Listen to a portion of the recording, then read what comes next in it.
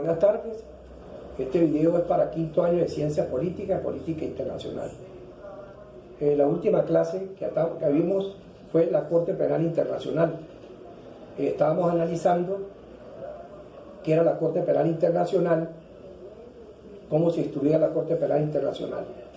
Quiero reiterar, para dar por concluido el tema, número 3, que yo hice modificaciones, pues si ustedes ven el programa y dicen, no, pero esto no es lo que está en el programa, yo hice modificaciones al programa y la adapté a las nuevas circunstancias de tiempo, modo y lugares y a la actualidad para que ustedes estén al día como politólogos. Así que no se preocupen, ustedes se van a guiar por las clases que yo les dé, no se guíen por el programa. Les decía entonces en la clase anterior la importancia que reviste la Corte Penal Internacional. Les reitero que no me la confundan con la Corte Internacional de Justicia. La Corte Penal Internacional va a juzgar directamente al individuo violador de derechos humanos, al individuo que haya constreñido, al individuo que haya perseguido, al individuo que haya torturado, que haya violado, que haya asesinado, que haya hecho un exterminio, que haya esclavizado, es decir, que haya actuado violando las disposiciones en materia de derechos humanos. No se les olvide que Venezuela y muchos países han suscrito tratados en materia de derechos humanos y fundamentalmente reitero que el artículo 23 de nuestra Constitución Nacional dice que los tratados internacionales en materia de derechos humanos tienen rango constitucional y privan en el orden interno y son de aplicación inmediata por todos los órganos jurisdiccionales del Estado. De ahí la importancia de dar rango constitucional a los tratados internacionales. Y le permite a los sujetos internacionales acudir en el artículo 31, acudir a los organismos internacionales cuando el Estado no castiga, no sanciona, no juzga, no persigue los delitos de lesa humanidad, de genocidio, los delitos contra los derechos humanos. Entonces, el individuo como persona, el que se vea afectado, los familiares que se vean afectados, la persona puede acudir ante los organismos internacionales para solicitar la actuación porque el Estado ha sido negligente, actúa por omisión o por omisión, no actúa por acción o por complicidad. Entonces, ¿qué aparece? El derecho internacional público a regularizar esa situación anómala. Entonces el artículo 23 y el artículo 31 de la Constitución Nacional son fundamentales para que ustedes lo tengan claro del por qué el ciudadano tiene un derecho de petición ante los organismos internacionales cuando se les ha violado sus derechos humanos y son constreñidos por el aparato represivo u opresor del Estado. En ese orden de ideas, es básico que ustedes entiendan que la Corte Penal Internacional no fue la creación de la Corte Penal Internacional y el Estatuto de Roma no fue una creación traída por los pelos o una creación que de la noche a la mañana surgió, sino eso se venía elaborando, se venía buscando la fórmula de codificar, de compilar, de crear un cuerpo jurídico, político, funcional y administrativo que sancionase al individuo, que juzgase al individuo, que castigase a la persona, que los delitos de lesa humanidad, los delitos de agresión, los delitos de genocidio, o delitos contra la paz o contra los crímenes de guerra no quedasen impunes.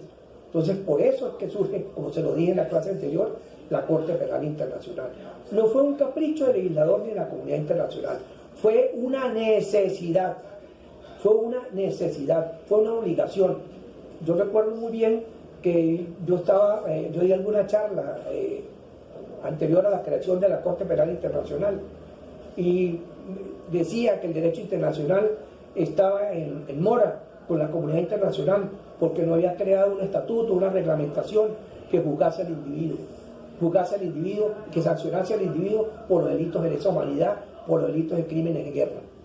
Porque solamente estaba una Corte Internacional, que era la Corte Internacional de Justicia. Sí, pero esa no juzga al individuo, esa conoce asuntos de Estado, violaciones de los tratados, interpretaciones de los tratados, cumplimiento de los tratados, trámites ante la Corte Internacional de Justicia, que hacen los Estados en un momento determinado para exigir sus derechos y cumplir sus obligaciones. pero esta es una Corte Penal Internacional fundamentada, estructurada. Por eso que usted tiene que leerse el Estatuto de Roma que creó la Corte Penal Internacional, donde está la funcionalidad, la parte administrativa, la parte política, la parte jurídica. Ustedes, al analizar el estatuto, se van a dar cuenta que efectivamente esto es un avance en el derecho internacional público. La creación de la Corte Penal Internacional es uno de los grandes avances del derecho internacional público. No solamente por el hecho de juzgar a violadores de los derechos humanos, sino porque se entendió y se interpretó que no bastaban crear tribunales ad hoc para casos específicos y sancionar a una persona. Como también se lo dije anteriormente, ese tribunal era temporal, era efímero. No, era necesario crear una corte cimentada, fundamentada, estructurada, jurídica, política y funcionalmente, para que le diera contexto al derecho internacional público y los sujetos, aquellas personas, dirigentes, gobernantes, reyes o reinas o cualquier persona, no violase los derechos humanos. Y si violase los derechos humanos, va a aparecer la Corte Penal Internacional a sancionarlos y a juzgarlos. Por eso es trascendental el estudio, el análisis de la Corte Penal Internacional. Y les decía, les decía en la clase anterior que ella asumió roles importantes del derecho penal. Ella se auxilió del derecho penal interno, del derecho penal codificado, de los doctrinarios, de los doctos del derecho. Por eso, aunque ustedes no lo crean, y también lo afirmé, las personas que son juzgadas, que conoce la Corte Penal Internacional para juzgarla, tienen derecho, como les decía, a presumirse su inocencia, a que sean defendidos, que busquen una buena defensa, que sean defendidos. No van y se le dice, usted ya es culpable. No, para eso existen las cortes preliminares, las cortes de juicio y las cortes de apelación. Se le permite inclusive a la persona que se vea condenada, que se vea negativa en la decisión, acudir a un órgano superior, la Corte de Apelación, para que analice la sentencia, el juzgamiento en un momento determinado. Y los jueces deben actuar, los jueces que forman la Corte Penal Internacional deben actuar en forma imparcial. Los jueces no deben tener la parcialidad en un momento determinado. Ni los jueces que juzgan o sancionan, ni la fiscal que instruye el expediente. Deben actuar en forma idónea, transparente, clara, precisa. Y hay algo que yo también le decía, que me preocupa a mí y le preocupa a toda la comunidad internacional y a los conocedores amplios del derecho internacional, es la tardanza en las decisiones.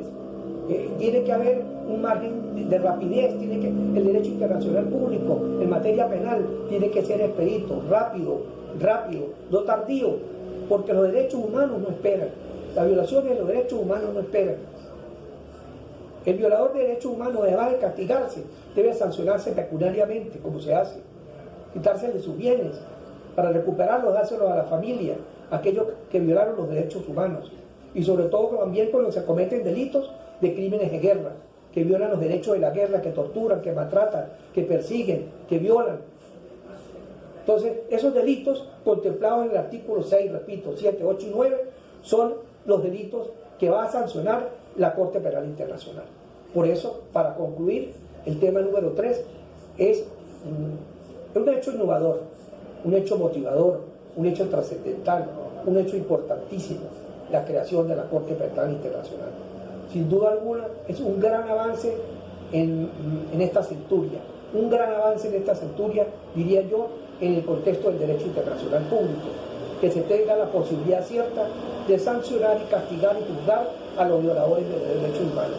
Y asumo la idea de que Venezuela entienda e interprete que los violadores de derechos humanos, en cualquier momento que lo hayan cometido violaciones de derechos humanos, pueden ser sancionados, aún en el ejercicio de sus funciones públicas o sus funciones políticas, aún en los ejercicios de gobierno. Esas personas pueden ser sancionadas, no pueden ser excluidas.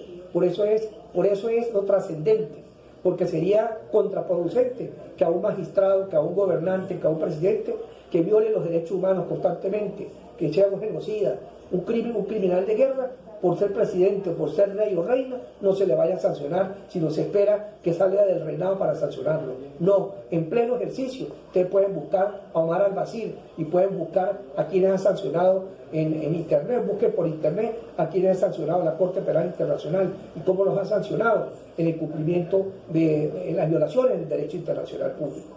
Por ejemplo, Omar al-Bashir, expresidente de Sudán, tenía 181 órdenes de captura en la Interpol. Él no salía sino para los países vecinos con los cuales tenía relaciones comerciales, pero no podía salir a otros países porque ese país donde llegase, que hubiese firmado el Tratado de Roma, lo podía capturar, juzgarlo allí o enviarlo a la Corte de la Haya, que es en los Países Bajos, que es donde está la Corte Penal Internacional. En conclusión,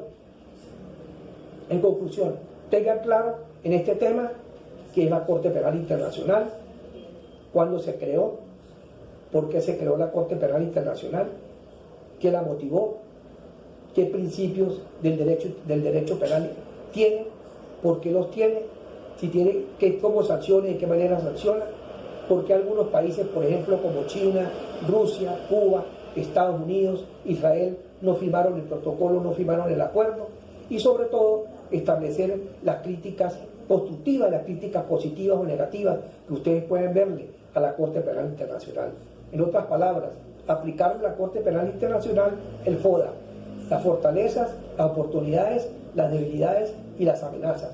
Esa puede ser una pregunta fundamental para el examen. ¿Qué fortalezas tiene? ¿Qué oportunidades o debilidades o amenazas? ¿O qué positivo o negativo representa para la evolución del derecho internacional público la creación de una corte que juzgue al individuo por violación de los derechos humanos? Muchas gracias.